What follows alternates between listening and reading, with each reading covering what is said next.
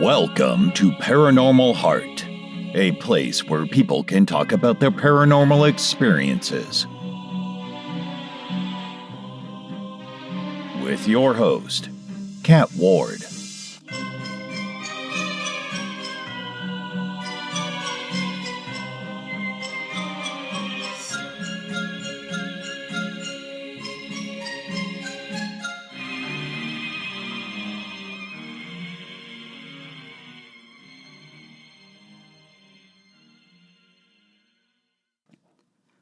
Welcome, my friends, to Paranormal Heart Podcast, a safe place to talk about your paranormal encounters. I'm your host, Kat Ward. Folks, in episode 126, my special guest is the offensively authentic Lily McNamara. Lily wears many hats. Some hats include psychic spiritual advisor, tarot reader, past life worker, animal healer and communicator, and so much more. In this episode, Lily talks about their gifts, paranormal investigating, and how they cater to everyone's unique needs to help work through any blocks or trauma each client has in a safe and healing manner. So join Lily and I in this paranormal garden. If you have any stories related to paranormal experiences like ghosts, cryptids, UFOs, extraterrestrials, local legends, or your psychic gifts, I would love to hear from you. I'm also always looking for military, first responders, or pilots and flight crew who have had strange encounters. You can be a guest on the show and share your story, or you can send me your real story for me to narrate on the show.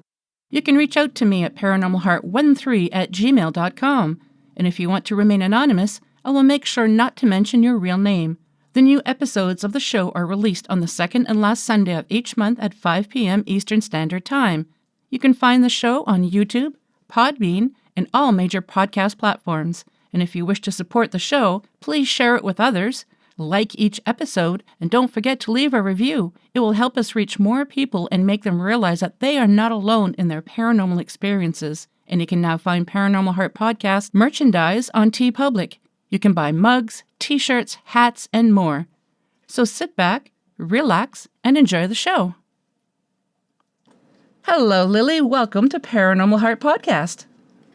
Thanks so much for having me. I'm smiling for those of you who cannot see it. I am delighted to have met another kindred spirit, and we're just syncing up on so many things. I swear the podcast started before we hit record. Then we were like, oh, hit record. We're saying some good stuff. So I just want to jump in to the metaphorical, metaphysical gardens that we all have, because you said the coolest thing. Can you explain to the listeners like what could... Oh, yeah. explained it so beautifully. Oh, thank you. Yeah, I think I mentioned on a recent episode that I recorded, I don't think it's out as we're recording this, but the paranormal I used to think was just ghosts. And then after a few years, I realized that it's not. There's so many more levels that you can just jump down the rabbit hole with. And I use the analogy that it's like a garden. So you can have a garden with flowers, vegetables, fruit, like rock gardens even. They're all different aspects, but they're still a garden. And it's like that with the paranormal. And I love that. I used to call it a tree, and there are countless roots and countless branches, and you just pick what you want. But I'm really feeling this garden metaphor, because let's be honest, everyone's garden is going to look different, and everyone has different priorities with it. And you get to pick what's in it and how big it is. Because if you did, like I'm a psychic spiritual advisor. This is my life. Everything woo, everything paranormal. This is what I do. And you can make your garden real big, but people who have window boxes are just as epic. Yes. Like, you can dedicate your entire life, or you can dedicate an afternoon to this podcast every week, and that's good too. I like that. I'm using this analogy. I hope you don't mind. I don't mind at all. I'm jumping on the garden bandwagon so hard right now. And for me, my garden started with my psychic abilities and being born with them and really nurturing them, and then mediumship and seeing and communicating with spirits. But another thing we have in common is that we have both done paranormal investigations. Yes. And I think they are wonderful. I think they are very different than mediumship. And a lot of people, like, you can have a medium on an investigation and it goes so well. It's amazing. And they're not like, you don't need each other to exist. You can both exist or you can both do it together, which I think is a big misconception, is that people think that every paranormal investigation has a psychic or a medium, or that it needs one. It's like, oh no, they got tips and tricks of their own. It's not a requirement. How do you feel about that? Oh, I don't think you need to have psychics on your team. I do know that some teams refuse to have psychics for whatever reason. But for the most part, like, if you don't happen to have any on your team, that's okay too. You have other pieces of equipment. And even though you don't think you're psychic, I find if you're doing investigations, or not even investigations, sometimes you have like a sixth sense. You just know something's not right. And that is a form of being psychic. So you might not have any psychics on your team that you know of that have actually come out and say, hey, yes, I'm a medium, I'm this, I'm that. But a lot of times, people on teams that say they don't have abilities, they kind of do. Yeah, they can be latent, they can be dormant, they can be, again, your garden looks different for everybody. And I think the biggest thing is that you should tend your garden however that looks to you. You can do it like a bonsai tree and tweeze it and be incredibly meticulous. Yes. You can let it grow wild as long as it's contained. Mm-hmm. And with that is what I think of contained as like consent. So you don't let it spill over into other people's lives non-consensually. I have such a hard time, I don't know about you, watching the paranormal and the mediumship shows, and they never ask consent. And I'm like, okay, yeah, but like, I don't know if you're asking consent behind the scenes. And several of them act like they don't, like they just walk up and it's like, your grandpa's coming in. What do you say about that? And it's like, yeah. Oh, hi, how are you? Can I tell you something? So yeah, just to have it be how I feel like it happens more with mediumship and psychic abilities, that people feel entitled to put in their garden all over people's faces. I've met a few, yeah.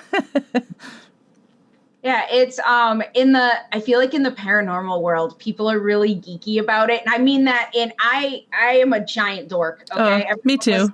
Giant dork. I say geek, nerd, freak in the most reverent way possible. That it's I have no clue what it's actually called. I call it a Christmas tree.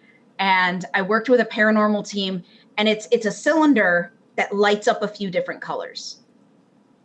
And I'd never seen one before. And then I got like close to it, and my energy was popping, and it's sitting there just going off with energy. And I'm like, it lights up like a Christmas tree. Yeah. And I got so excited about the tech. I was like, oh my God, this is so cool. It's just interesting to see like things that I feel all the time, then to see like actually see electronics, actually see scientific technology pick it up and go,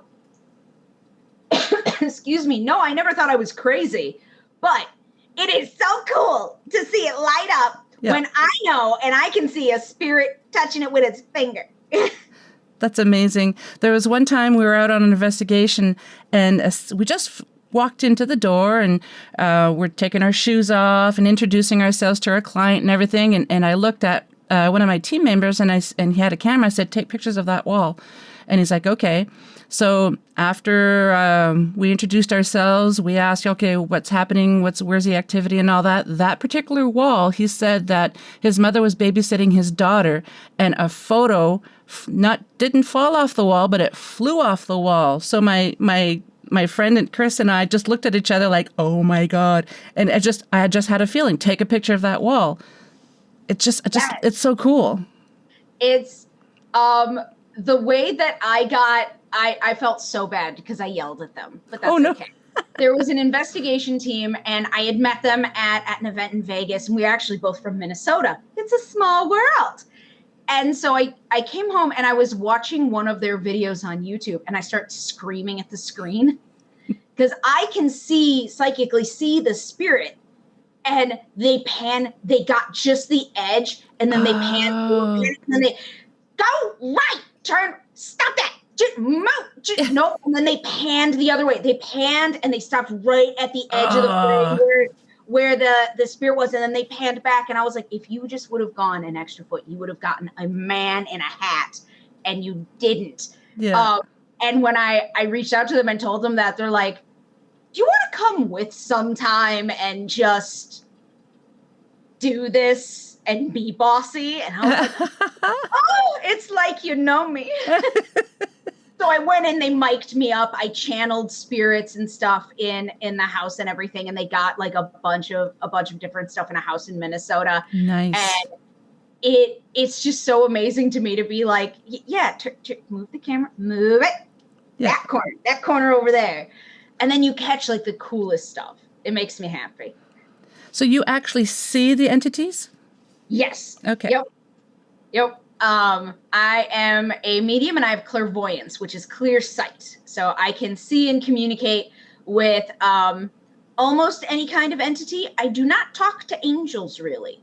That's one of them but like past loved ones, guides, ascended masters, a few nasty wasties, chatty little buggers, aren't they? They can be.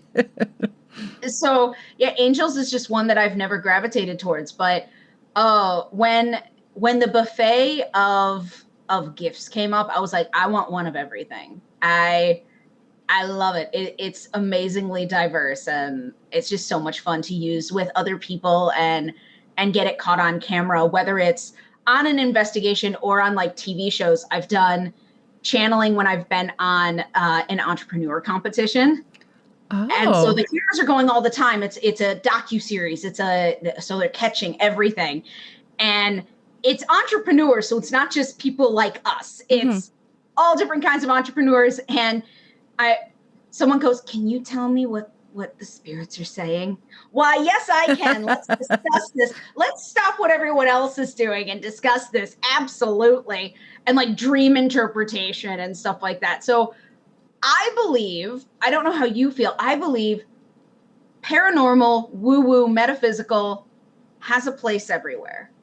Like it's not just in the paranormal world. Like it is in your daily life. If you choose to integrate it, it so is. There is no, as long as you do consent, there's no place that it's off limits. Like it can be in the shower, it can be at the grocery store, it can be on TV, it can be in your business. Like how do you feel the same way, or do you feel like, oh, it should be contained and like studied?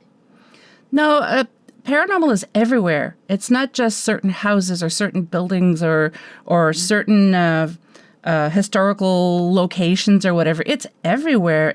But certain locations, it is easier to pick up. Kind of like the old-fashioned TV with a rabbit ear. Sometimes you can pick up channels really well, and sometimes you can't. And I feel it's like that with the paranormal. But if you want to look for them, they can be anywhere. Yes, and it's those places where there are a lot of activity. It's easier to catch it and record it and analyze it. But you're right, it is everywhere. Because I have people ask, well, why don't you go to haunted houses? And I'm like, there's a spirit in this room. It's fine. Like, I don't need to seek them out. They'll come and say hi if they need to. I love doing those things because they're fun and interesting, and it helps people and it helps the spirits and stuff.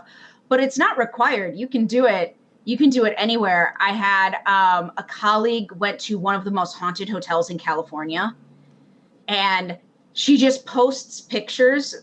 And then she was like, Lily, just look. And like, so the picture just looks normal, but psychically I can see where a woman hung herself. Oh, I can see the boyfriend and everything. And she was like, now describe to people what you see. And I'm like, how can you not see it? It's right there. And she's like, yeah, because not everyone sees like you, but if you describe it to them, it helps. It's a sharing. Sharing is caring. With consent, sharing is caring. Yes. It is so fun to talk about your experiences and the impact they have on other people, because some people get really freaked out. Yeah. And then you help them, and their lives are completely different after they're no longer tweaked out about a spirit. Yeah. Did you grow up with these abilities? I was born with them. Yes. Okay. So I saw spirits and I talked to spirits before I like spoke words. Oh, wow. And so it was just very normal for me. And by the age of 10, I had found myself a mentor and started traditionally training. Oh, wow. So I started seeing clients when I was professionally when I was a teenager. And I've been doing this professionally, seeing clients for 20 years.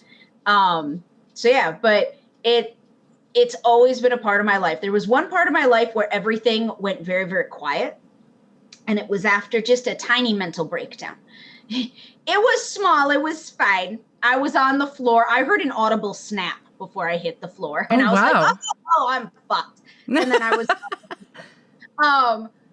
and that, I know why that happened. It was, well, you don't need you need to focus on you and your mental health right now, not everything around you, all that stimuli around you. So yeah, that's the only time that they've been like completely or close to completely quiet. All other times it's just there. It's a delightful companion. So what was it like for you growing up? Did you have support, or were people pushing back and saying, no, you're not allowed to have these? I was raised Catholic. Yeah, me too. Me too. A few members of the family thought I was like blessed by God. Mm-hmm. The rest of them literally sat me down and said, you were a demon sent by Satan to test us. Oh, wow. I was like, thank you. And how old were you when they said that? They said stuff like that to me since I was a child. That's got to be tough, hearing something like that as a child. Yeah, and I mean, I grew up thinking that I was a bad person, but it didn't stop me from using my gifts because they felt so right. They felt so normal. It's like breathing for me. It's totally natural. And like if unicorns shit rainbows, you want it to be the Disney fantasy where everyone loved you and the birds helped you get dressed in the morning, but that's not reality. You find a way to grow and thrive in the metaphysical however you can. Yep. So like, yes, some thought I was like, yay, little blessing, but the rest of them were like, do you have a tail? Oh, wow. And it's like, no, I don't, not today. But I do thanks and I do bite.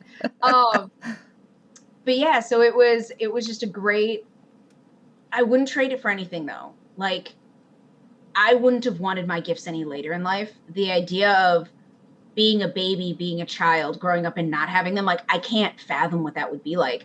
I tease people. I'm like, oh, what's it like being so average? And it's a joke. All listeners, it's a joke. I'm not quite that egotistical yet. Yet. But yeah, I give myself room to grow. But it's like, because I can see and sense things and to me, it's so normal. Like I said, this is like breathing to me. It's completely natural. And I'll go, how can you not see that? How can you not know what someone needs to pass peacefully when they need to cross the rainbow bridge? How do you not know when an animal is anxious when you walk into a room? How do you not know what spirits are around you all the time? And I've had so many people look at me and go, yep, we love that you can do it and please tell us about it. But no, that's not everyone. And it still blows my mind because I could not and would not want my life to be different. Like, how boring, not seeing spirits. Well, there are some people that are terrified with their abilities, even though they have the support from family and friends. They're just terrified, and others just embrace it. And it's just amazing. And when people ask me, well, you're looking for energies, how can you feel energies? And I'm like, I like to use another analogy. Have you ever approached an electric fence? The closer you get to it, you feel the energy coming from the electric fence. They're like, yeah. I'm like, it's like that. And then they're like, oh. So sometimes you just have to try and word it so other people can understand. Yes, it's finding those ways to explain it to people that it's not easy. That they work with. Like, so I'm in the metaphysical, I'm in the woo. Like I said, I'm a psychic spiritual advisor.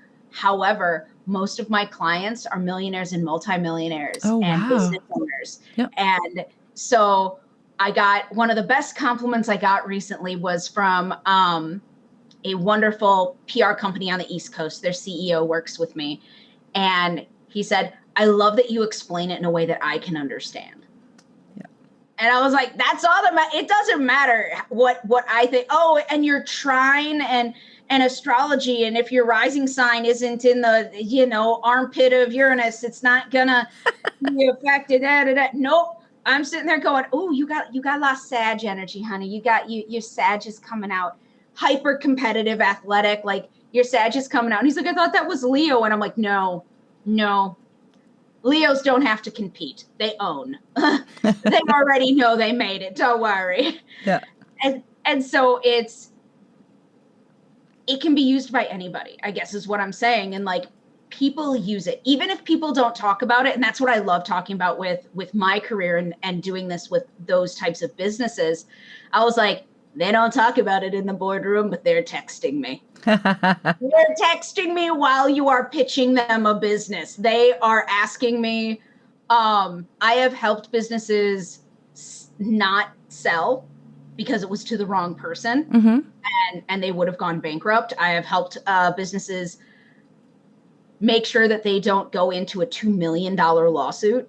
Oh, I got a phone call from a client after they got out of court, and just like, oh my God, that was, what did you do? And I was like, nothing.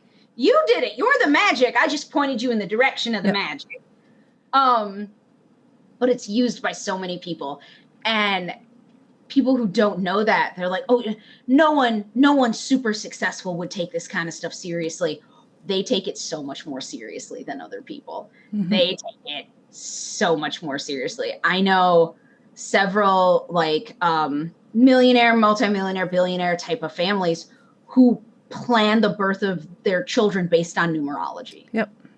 To make sure that they get the most benefits. Like they take it seriously. Can you walk us through, so when the client messages you for the first time until the end, can you walk us through what that's like? Oh, there is no end. There's just endless abundance. I have one of my clients who's worked with me my entire career, 20 years. She is a best-selling author now, and she just bought her mansion, mountainside mansion in Colorado. Nice. She's living her best life, and she's never going to stop seeing me. And she's like, no, I'm good. I got the support I need. I don't need anything else. So when people come and see me, they have their first session, and we talk about like what they want to do, what they want to learn. And a lot of it is, what's your self-care? What's your energy cycles? What do you want to manifest? What's your intuition like? And then they sign up for the monthly membership, the Holistic Heroes monthly membership. And then they see me once a month for as long as they want to. And most people see me for years. Is that virtual or in person? Virtual. And then if they want in person, they can fly me out to see them. Okay. Or if I'm in the area, in December, I will be around the Denver area. And so one of my clients is like, can we do an in-home session since you're going to be so close? I'm like, yeah, if I'm already going to be in the area, I'll swing by. Yeah. But if you want me to like go out and see you, I have one service that is $10,000, and that is where it's an intensive. So you fly me out to see you. I curate a bunch of spiritual artifacts for your house, depending upon what you want to accomplish. If you want more creativity, if you want protection, if you want more paranormal activity in your house, whatever it is. And then we bless your house, we cleanse your house, we ward your house. And then we do that with you, your spouse, your pets. And then you have intensive sessions, and it lasts like 4 days. Oh, wow. Yeah, it's not a one, like you go there for a day and you do a couple hours. Like there are several hours every single day that I will work with you and your family to make it like a life-changing experience, as it should be for 10 grand. Yeah. When you said it was intense, you like it's really in depth. Like, oh yeah, you commit to it. You commit.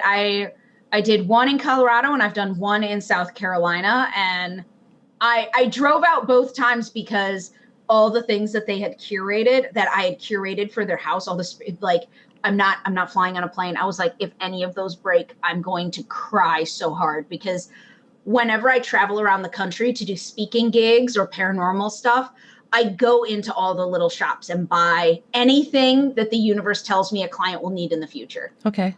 And then I just have all of it. And then, so it's stuff from around the country, sometimes around the world, that is shipped in like one big suitcase. And I'm like, if that thing gets lost, I'm going to die inside. No kidding. So do you know if you have family members with the gifts too, or is everyone pretty much hush hush about it? Everyone is hush hush about it, but there are definitely like obvious signs that almost everyone in my family has some version of it. So I'm an introvert with social anxiety and depression. You would not think that I would be this outgoing, but I am. Lots of mental health work. But when I was little, I used to have a very hard time with being away from my mother. Not in like the sappy kid way, but I come from a very abusive background, and I had a hard time being away from my mother. Oh, sorry to hear that. Because I liked feeling safe. She made me feel safe. Yeah. And so a family member would tell me down to the minute when she was going to walk in the door. I would be panicking and freaking out. My mom would have been gone for too long. And just you watch, 5:37, she'll walk in the door. And I would sit there and stare at the clock. And then my mom would walk in every single time to the minute. That's amazing. So that family member definitely had something. Yes. That family member definitely had something. But never was never like, I'm a psychic, or I do, like, would just tell me what time. And I would sit and wait, and then it would happen. Nice. Definitely they have abilities.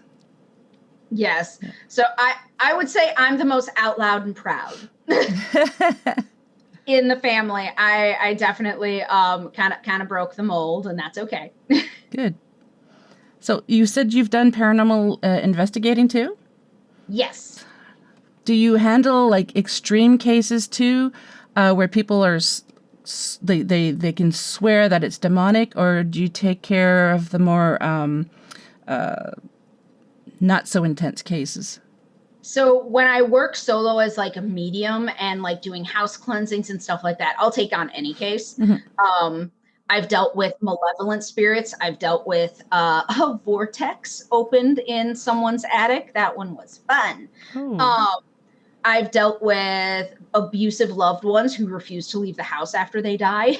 None of that has bothered me. When I work with a team, the vast majority of the time, I don't pick the cases. Yeah. When I work with a team, the team picks it, whatever team I'm working with, and then they bring me in as the expert, not the paranormal expert, but the medium expert. Yep. Psychic expert. Let me be clear. I am not a paranormal expert. That I cannot use their devices. I let them hook me up to whatever they want, and I walk around and I channel spirits. I know my place. I'm very comfortable with my place. Okay. Yeah. The investigation. And they'll pick them. And some of them have been really nasty. One of them, like, it sounds so horrible to call it nasty, because it's like, once you understood it, it was like, oh, that, yeah, kind of hard to be pissed at the vet who lives in your house, who hates women, but is so traumatized by Nam that they can't do anything. And with that one, there was actually an army person on our team. Oh. And this spirit was hostile, was angry, made everyone feel unsafe, including myself. It was very scary. And then, like, the spirit had said, I'm a soldier. And when I had said that, one of the team was like, oh, I fought in, and then he said it's like trooper, squad, whatever. I'm so sorry, America, whatever the term is that I do not know. And then the spirit calmed down and would only talk to him, would only talk to a fellow soldier. And then once we got that to happen, everything changed. And then it was like, oh, a horribly traumatized soldier came home to have his house gone. Yeah. Well, pissed. Okay.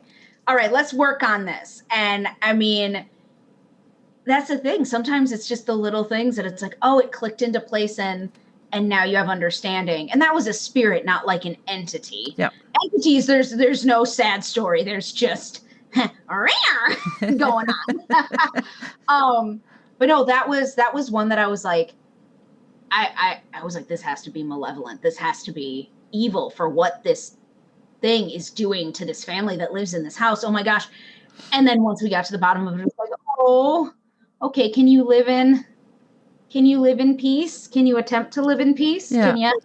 We would appreciate that, So yeah, I love that every situation is unique. No two paranormal, no two anything are the same. And so when people are like, what's the average like? And I'm like, there is no average session. There is no average investigation. There is no average anything. It is whatever comes up needs to happen. And you better hope you got the balls to deal with it. Yep. Can you walk us through what it's like going on an investigation with a team? Do you like to know a little bit of the history of what's going on, or do you just go in blind? So one of the teams that I worked with, they warned me, they're like, we're not telling you anything. Yeah.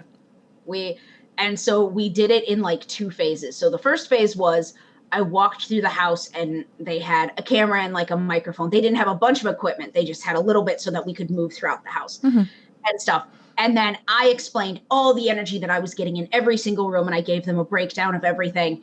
And then after that, they turned off the cameras and was like, okay, now we're going to readjust. And now we're going to turn on the cameras, explain to you what is happening. We're going to have the homeowner come in and talk, because they wanted me not to talk to anybody. Like they didn't even tell me where the house was until like a few hours before we went. And I was like, totally fine. You don't want me getting in touch with any energy before. I understand. Yep. So it's go in blind, do an interpretation, and then be explained what's happening.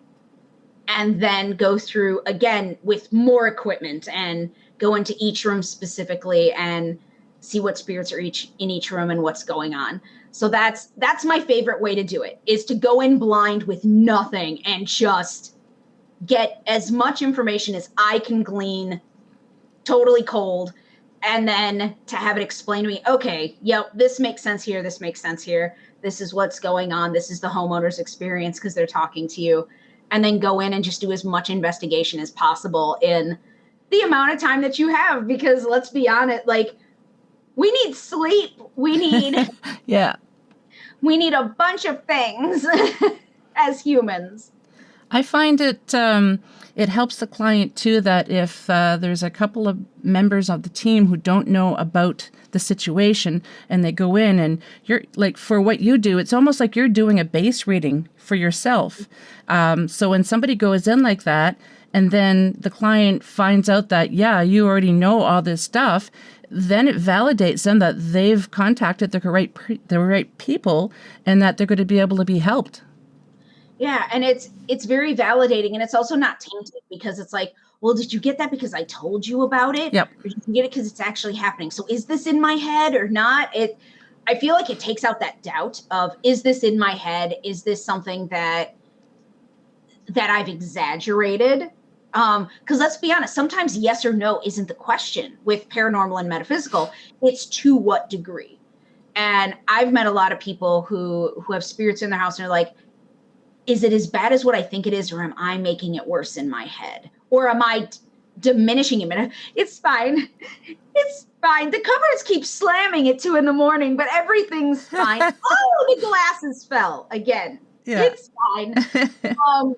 So it's that. It's not only yes or no. It's the degree of it is very, I feel like it gives them a sigh of relief. That even before we do any other work, they have at least a little bit of peace of mind to know that, like, yes, this is real, this is happening, and it's happening the way that you are describing it. Mm-hmm. Yeah, because we've dealt with clients that they can have like a PTSD effect because they don't know what's going on and they're terrified. And sometimes we've had investigations where it was just a ghost dog that was pushing them down the stairs, playing with their children's toys, you know. And once we explained that, and because sometimes clients are just convinced it's a demon, and it's like, no, it's not. And then we explain to them why. And when we can pinpoint where the activity is happening, especially if we don't know going in, then they're like, oh my God, yeah, like this is amazing. And it's, you could just see the relief when you tell them things like that. And they're just kind of like, oh, thank you for believing me. It is amazing. I love seeing that. Can we talk about something a little bit controversial? Absolutely. The other side of that is you go to someone's house and they say, this is ruining my life and I hate it, and please, please, please fix it. I'll do anything. accept pay. Yeah. So for those listening, being a paranormal investigator and being a psychic spiritual advisor are very different. I am paid for my time, talent, and expertise all the time.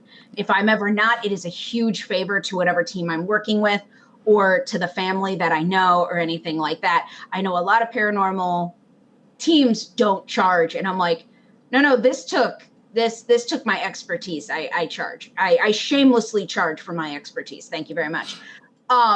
But so it's the families that are like, they would never pay to have it done. Or they're like, oh, it costs money? Well, it's not that bad. It's like, you just said it ruined your life and now it's not that bad. But it's the controversial part is the people, this is awful. It's ruining my life, but they like it. And I don't mean like in a masochistic way. I mean, this is the most interesting part of their entire life, not just their week, their life. And so as much as like you release the spirit, they just keep coming back because the person subconsciously loves the attention of being able to say, I was pushed down a flight of stairs, even after someone came and did all of this work. This house is the worst house they've ever been to because no one's ever had to come back this much. When I have those repeats and then I'm like, yeah, and I can't work with you no more. Like, yep. I cut it off because they're just going to have you continually come back in and do investigations or healings or whatever. And but then every time you see them, they have another story. And for me, I can see like their eyes light up. As they're saying, my life is awful, but their eyes are lighting up with the attention that they're getting.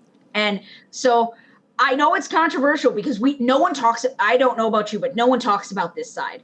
The side that people are like, this is ruining my life. Let's have it keep happening. Yep. But how do you feel about that? And the fact that we're talking about it on recording. I agree. And I have mentioned on the show before, and I've done other shows where we had this one client that we had, and she was a single mom and she had 4 or 5 kids. I can't remember.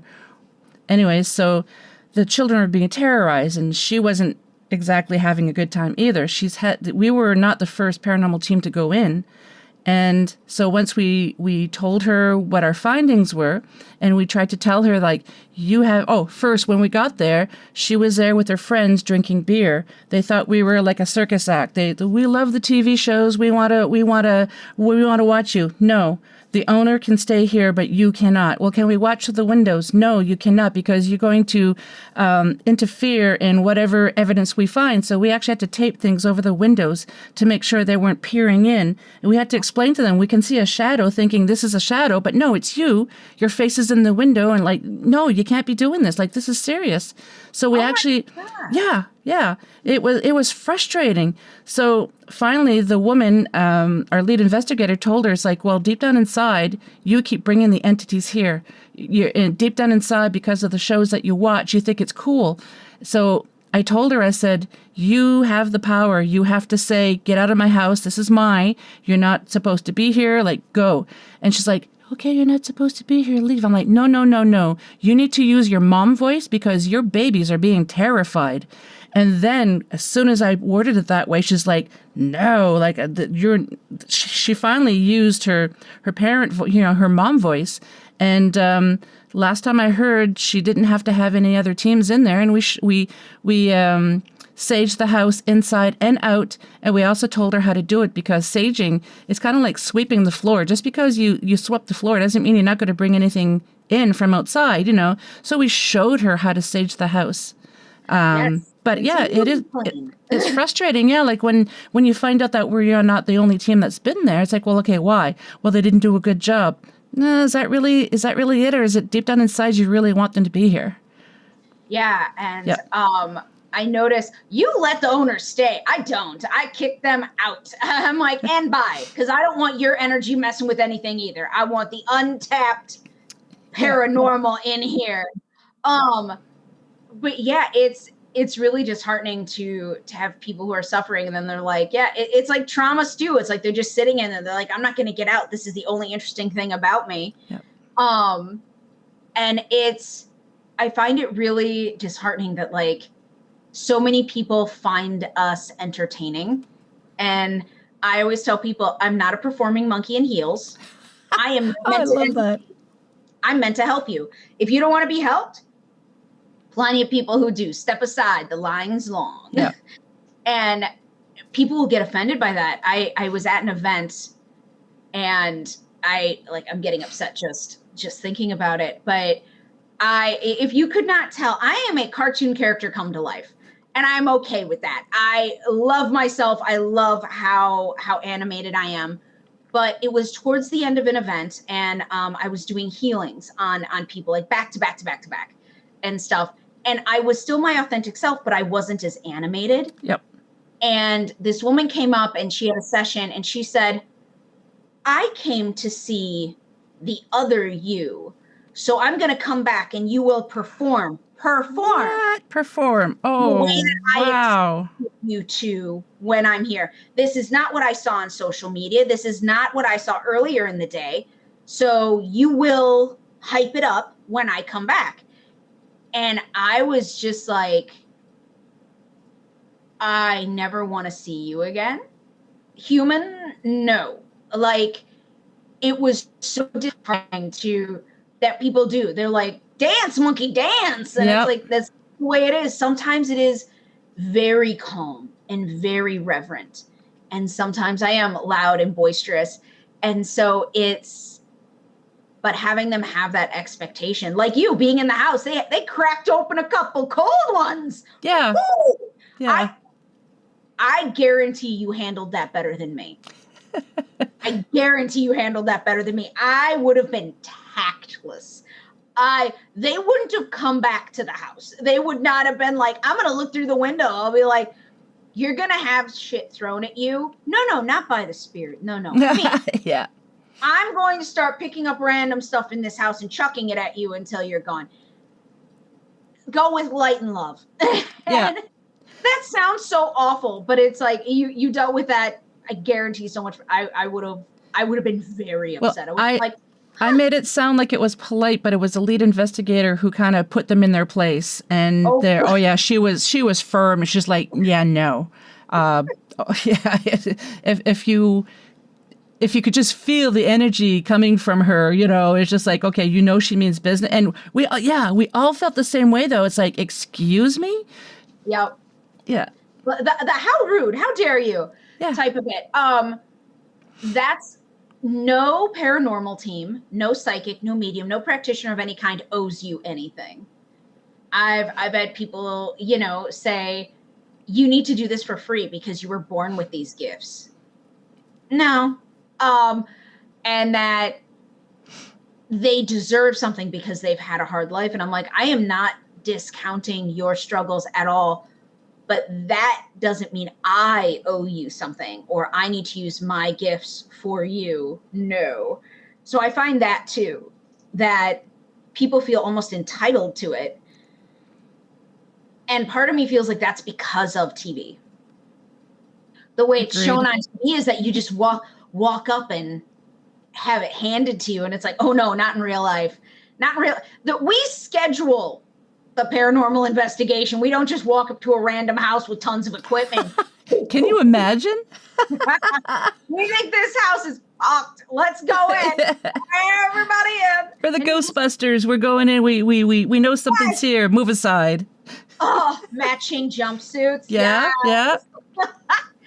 Oh my gosh. Yeah, I think it's the paranormal, like we said, it's a garden, it's a vast tree. It's so limitless. And with it being limitless, there are some prickly, controversial things. Yep. And I love talking about them because when they're swept under the rug, then negative people keep getting away with it, but then everyone else. So the few bad apples ruin it for everybody else.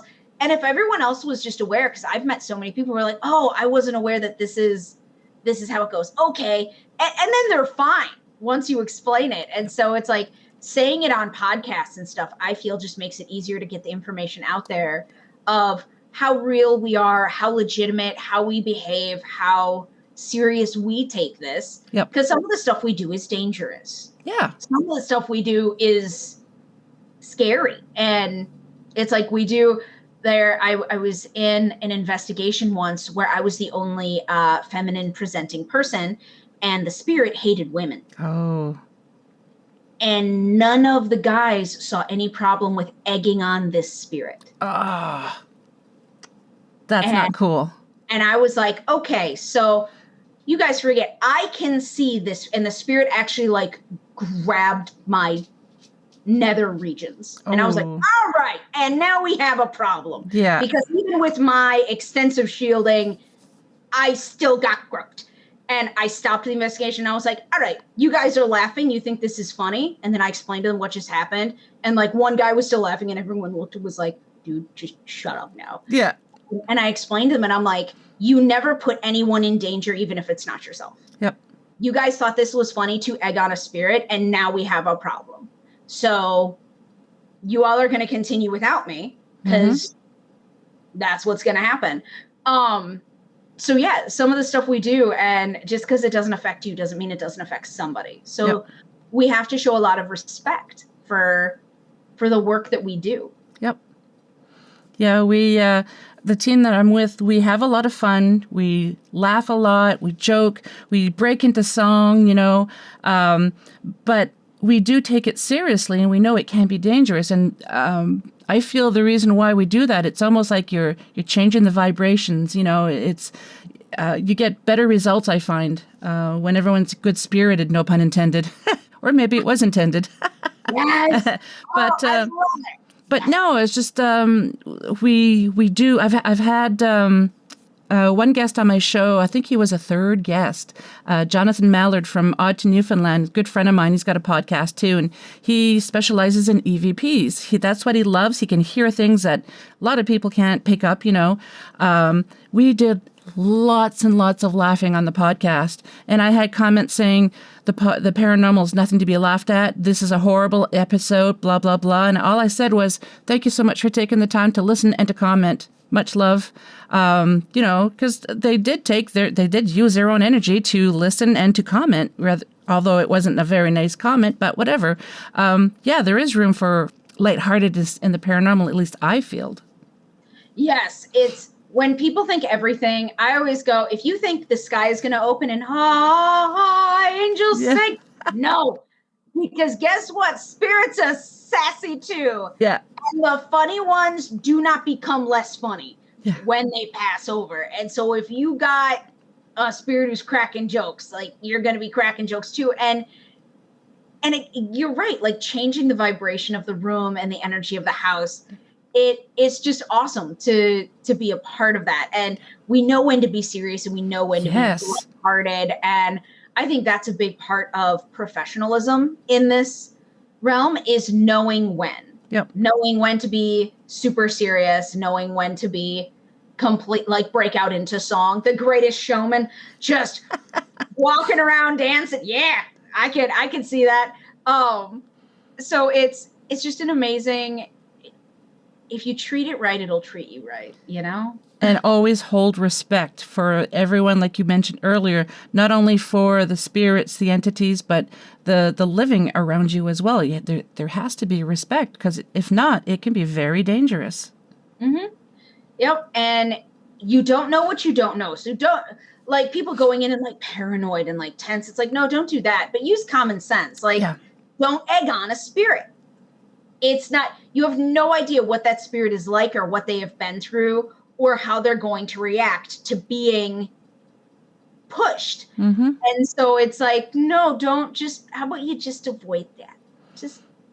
Because most people cannot, they're not people like you that they can't always see the entities. So you're trying to egg on something you can't see? Is that really smart? Is that how you want to use your last day? Right? Because let's be honest, like some of them spirits will throw you down a flight of stairs. Or they can follow you too. Yes, take you home like a souvenir. Yeah, yeah. Do you do precautions after investigation? Like you tell them you can't follow? Like what do you do? Oh, I start with that. I jump in and be like, and here are the boundaries that we're setting. Yep.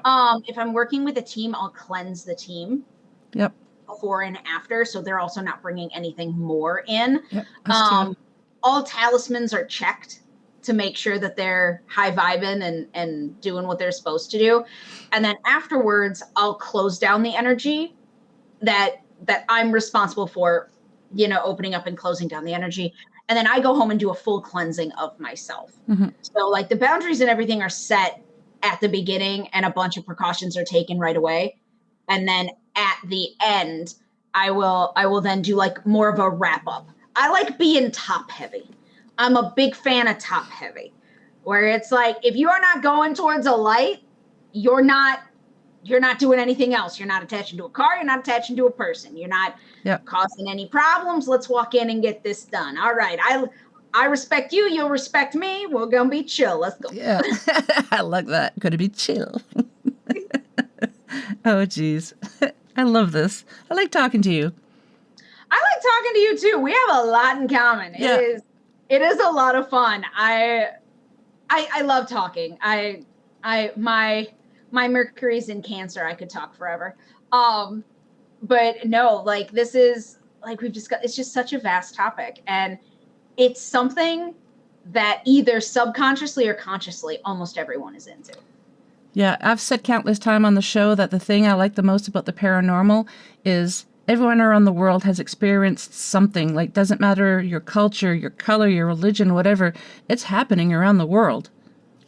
And it's amazing. The entities or creatures that they're seeing might be called something else in a different location of the world, but they're pretty much the same. They might be a little different in how they look or the color or whatever. Like Bigfoot, for example. I use that one a lot. There's so many different varieties around the world, but they're still there. Yes, in Asia, I have a colleague who is doing this really intensive healing with this very generational trauma family, and it was in Aswang. And like that is a very Asian, I think it's Filipino, like malevolent entity.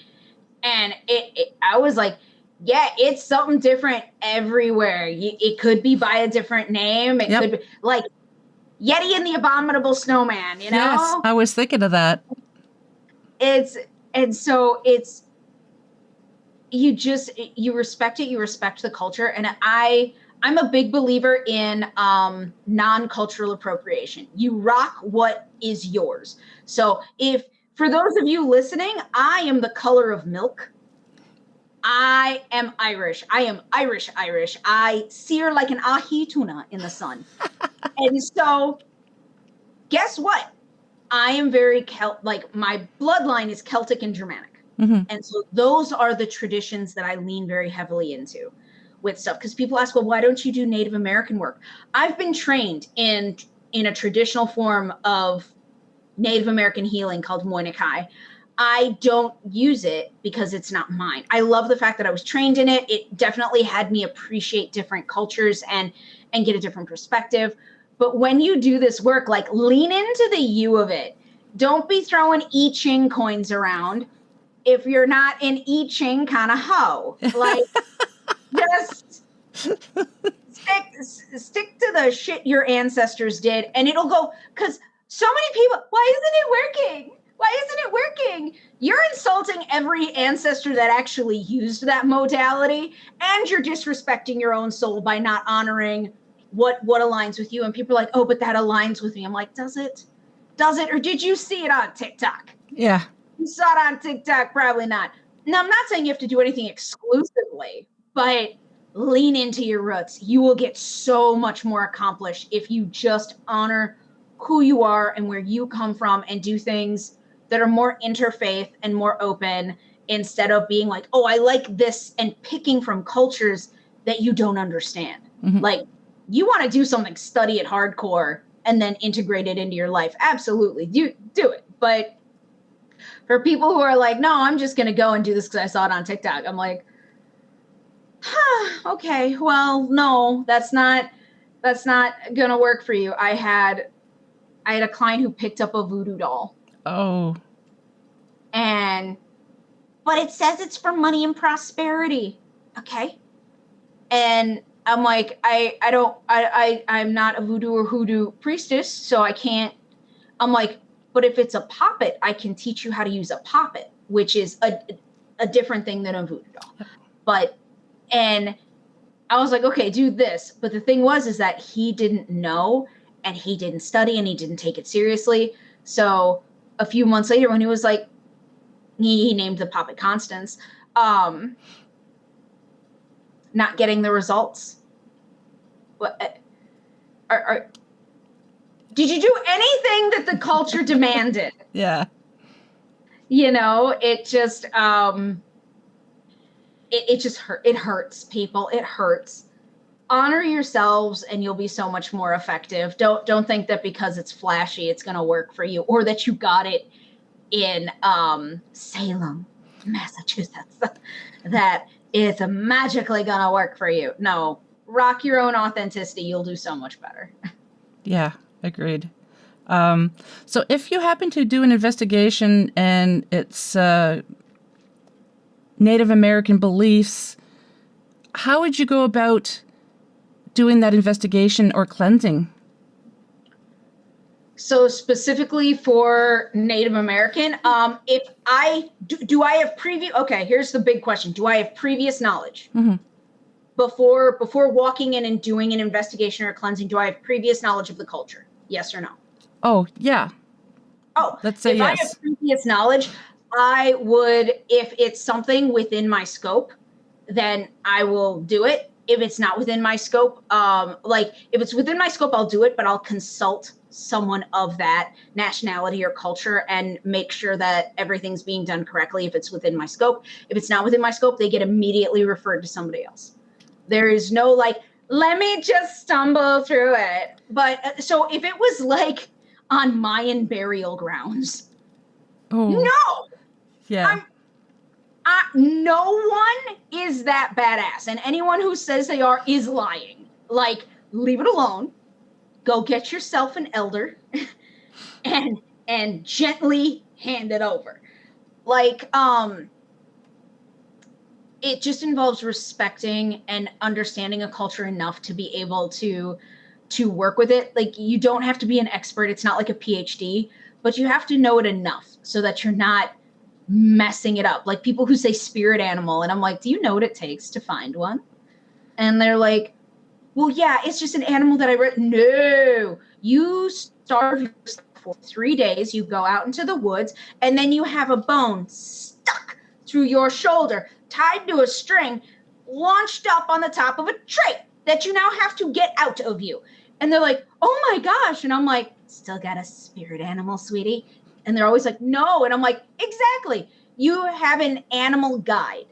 And there are multiple different cultures that have spirit animals. I know that in Celtic paganism, we have spirit animals, but they are very, very, very different than a Native American spirit animal, period. Yep. Like, so whenever anyone's like, well, do you have a spirit animal? I'm like, no, I do not have one animal that I resonate with. I have several that do different things, and they are my animal guides, and they are fabulous. But no, I am also not going to have anything shoved through my shoulder to find my animal guide.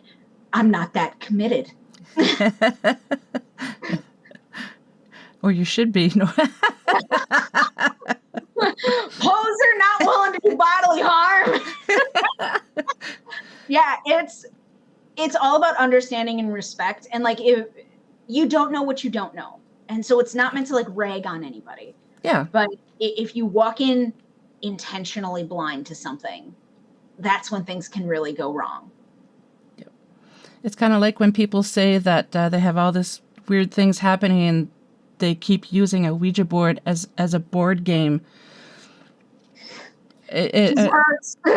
My daughter has a friend who like, yeah, you want to come over? We're gonna play the Ouija board, and she's like, no, like, do you know how to properly close it? Like, no, and he wonders why there's things happening in his apartment. It's like, oh my gosh, no, I've been around kids and they've been like, oh my gosh, like talking to their parents, I want to get a Ouija board, and you will hear me yell from across the house, we do not allow that in this house, and everyone's like, why? And I'm like, that is a hard no. That is the same with touching a hot stove.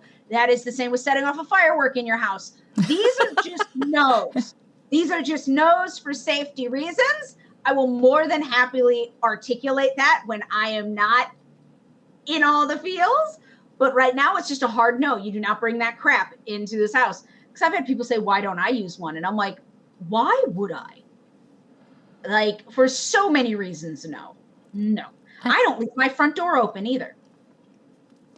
I do know people who use Ouija boards on investigations and they handle it perfectly. They love, they know how to operate it. It's like any other piece of equipment. You have to know your equipment. Yes. And that, like, the people who do it well, who are trained, who are proficient, yes, absolutely, rock it out. That's not me. And it's not going to be Same. me. Again, Yep. do not resonate with it. But I don't think that people who aren't trained should be using them. But then again, I also don't think people who aren't trained should own weapons and guns and stuff like that. I come from a smaller town. Mm-hmm. And so whether we shot guns or not, we went through gun safety at a very, very young age. We knew how to load and unload a gun. We knew how to keep them safe and stuff. Mm-hmm. Just because I came from a hunting family. And so there were guns, not like laying on the counter. Yeah. But Grandpa's house had a big gun case. Mm-hmm. And the thing is that we were raised so very strictly with guns that it was left unlocked all the time around children. The rifles were there, the ammo was right. None of us even thought of opening it. I don't remember anyone ever even thinking of touching it because we were raised from such a young age, like what gun safety was, it was not like, ooh, let's be rebellious. It was just, no, this is something that you don't touch, you don't use. If you are using it, you're going to be with an adult after a conversation, type of thing. So yeah, Ouija board's like a gun. If you're going to use it, you're going to be trained. Yeah. Well, growing up, our son wanted to have a BB gun, and it actually looked like a handgun. And my husband's military, so he says, "Okay, but I'm teaching you gun safety and how to handle it, how to hold it, like whatever." And he goes, "Well, it's just a toy." He goes, No. It looks like a gun. It shoots a projectile. You're going to be learning proper gun safety measures." And that's what he did. He just taught him. It's like we'd go out for a walk in the woods, and it's like, okay, how do you take it out? How do you, like, you don't aim it at somebody, say, hey, look over there. Like, no, he showed him properly how to use it. Yeah, it's a toy, but no. And again, it's the same with the Ouija board. So I was taught every gun is loaded. Yeah. No, yes, it is. Every gun is loaded. That is your mindset. Every gun is loaded. Yep. And I was taught, and these were the words that I was taught. If you point a gun at anything, you better be willing to kill it. Yep. If you point a gun at something and you're like, no, you're not just pointing to point. Anything, not anyone, anything you point the gun at, you better be willing to destroy it. Yep. So you never point a gun willy-nilly. You never set a gun down without checking the safety. Yep. Everything like that. It was just so normalized. And it's like, I really think that with paranormal and spiritual stuff, we should normalize the safety of it. Yes. For young people, but also older people, like just normalize gun control for spirits. Oh, I like that. You could write a book. Everyone could benefit, it's because there's so many, like, to be clear, I have not touched a gun in years. Same. I've rarely shot a gun. I'm good at shooting, but that's like a family thing. Yeah. We're all just good at it. You get them white trash enough, they can all shoot some. But I can tell you everything about gun safety and stuff off the top of my head, because it's not that it was militantly drilled into us, but it was so commonplace. Yep. To talk about it, to be aware of it, to take it seriously. It was never a joke. It was never, no one ever pointed a gun, empty or loaded, and was like, I'll fucking kill you. Like, no, none of that ever happened. And it's not, and to me, I'm sitting here going, it wasn't a big deal. But when I say that to people, they're like, how were you around guns and it wasn't a big deal? I'm like, because they didn't make it a big deal. They just made it commonplace that safety was a thing. And that's like, can we do that with the metaphysical? Can we make it so that it's just so, it's so duh. It's so duh. Every gun is loaded. Every Ouija board is dangerous. Because in the wrong hands, it is. Yep. Treat it the same.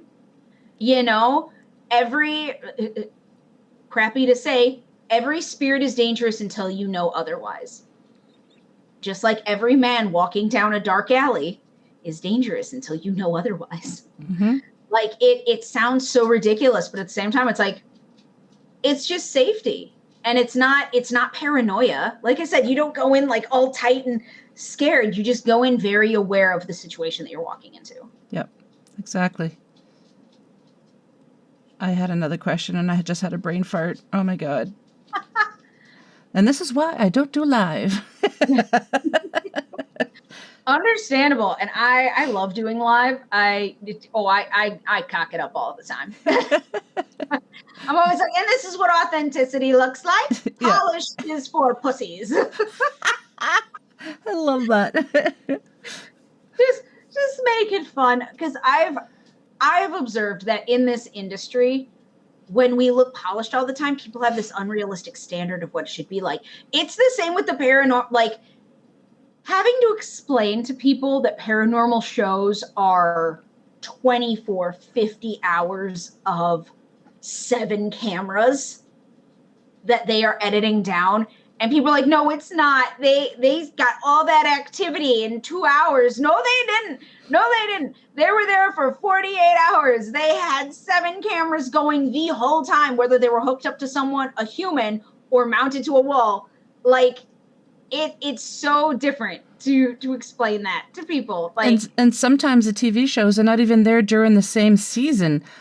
You think it's one night, but they could be there they might have to go back in a couple of months and they have to make sure they wear the same clothing. But, just people don't realize that. It's good entertainment. And I'm glad that we have these shows because it has made the paranormal a little bit more normal.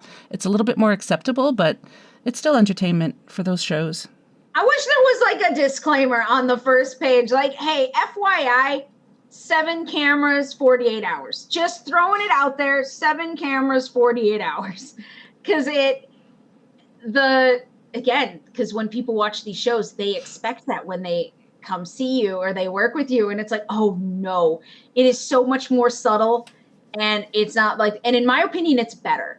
Live is the best. Like, seeing a shadow live, seeing someone's energy change from a healing in the moment. Oh, it's like you watch all the shows you want, you see one of those in person, it's impactful. Yeah, definitely. Well, we are at the tail end. It's been an hour already. Oh my gosh. I know. I feel like we just started talking about I know. diamonds. I would absolutely love to have you back on the show at some time. Because this is amazing. I love talking to you, and I know there's a lot more for you to talk about. I love it. I would love to come back. I'd love to come back with like a specific theme or storytelling. Or that would be amazing. Yeah. Oh God, now I want s'mores. Let's do around the campfire. Just like, make s'mores and talk ghost stories, and that's what I want. That's my request, listeners, is that the next one I get to be around a campfire, and you all can join as you listen around your own with your s'mores. That would be awesome. Do you have any final thoughts for the listeners? Don't underestimate your own power and your own perception. You are the hero of your own story, paranormal, metaphysical, or mundane. You are fabulous. And if you need help, ask somebody. There are specialists out there who can help you. I'm a psychic spiritual advisor. We have teams. This podcast is something that you should subscribe to. Just one, because we're fabulously entertaining, but 2, and vastly more important, it has the information and resources that you need. So you should subscribe just to get that information on a regular basis. Because let me tell you what, getting it once or twice a year is much different than getting it in regular episodes. Your life will change if you subscribe and work through this, and you get to experience it, and then you'll be more aware of it, and it'll be so much fun for you. So please join us again. Awesome. Thank you so much for that. So could you tell the listeners now where they can find you? So Lily of the Light, Lily, like the flower, across all social media and Googleable, Lily of the Light. It's everything. It's every social media handle and everything. Okay, cool. Well, thank you so very much. I really appreciate you taking the time to being here. I love this. So thank you. Thank you so much for having me. This was a lot of fun. It was. So much love and light to you, my friend. Ditto. Thank you.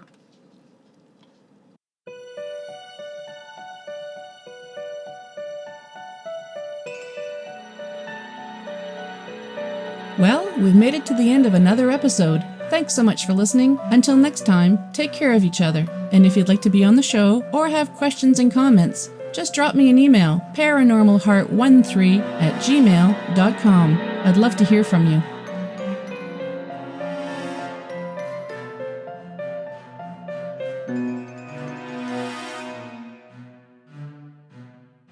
Paranormal Heart would like to extend a special thank you to purpleplanet.com for supplying the music for the show.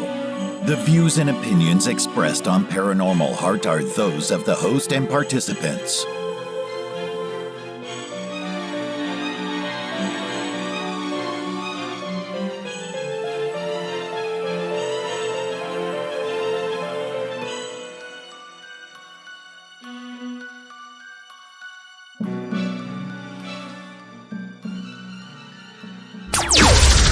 Paranormal Heart Podcast.